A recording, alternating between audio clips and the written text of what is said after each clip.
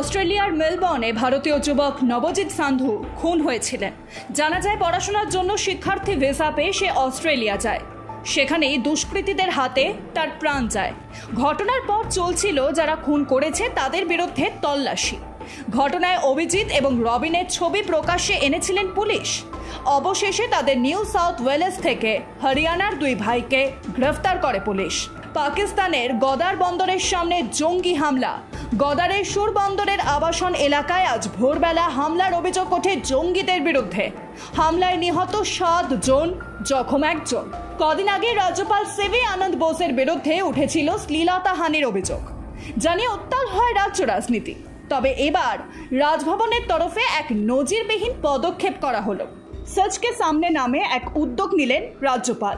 এর ফলে যে কেউ চাইলেই রাজভবনের সিসিটিভি ফুটেজ দেখতে পারবেন। তবে মুখ্যমন্ত্রী এবং তার পুলিশ সেই সিসিটিভি ফুটেজ দেখতে পারবেন না।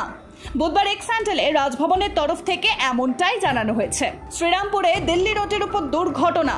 একটি যাত্রী বোঝাই টোটোকে পিছন থেকে ধাক্কা মারল লরি। ঘটনাস্থলে মৃত্যু হয় টোটো চালক সহ 4 জনের। ঘটনাস্থলে পৌঁছেছেন পুলিশের উচ্চপদস্থ আধিকারিকরা। পুলিশকে ঘিরে বিক্ষোভ স্থানীয় বাসিন্দাদের। মুর্শিদাবাদে ভোট পরবর্তী হিংসার ছবি।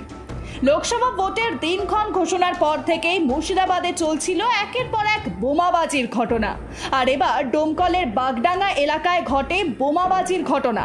বুধবার সন্ধ্যায় মোজাম্মেল হক নামে এক জোট সমর্থককে সাবধান থাকার হুমকি দেয় তৃণমূল আশ্রিত দুষ্কৃতীরা।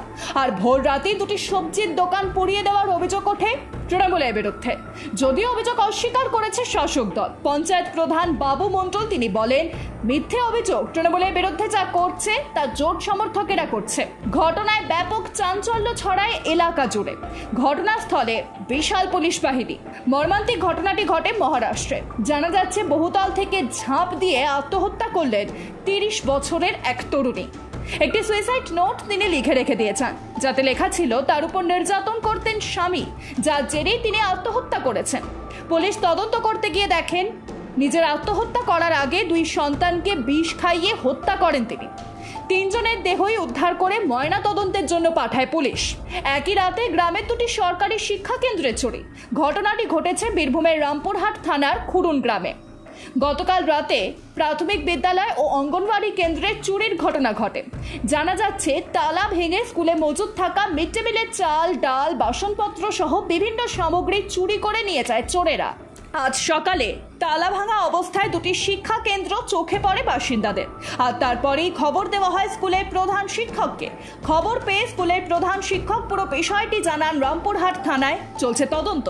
নার্সিংহোমের ছাদ থেকে উদ্ধার হলো 1 বছর 13 নাবালিকার দেহ। ঘটনাকে কেন্দ্র করে বুধবার তুমুল উত্তেজনা ছড়ালো বারাসাতের কাজীপাড়া সংলগ্ন এলাকায়। প্রাথমিক তদন্তে ঘটনাটি আত্মহত্যা বলে মনে করা হলেও মৃতার পরিবারের অভিযোগ নার্সিংহোম কর্তৃপক্ষের বিরুদ্ধে।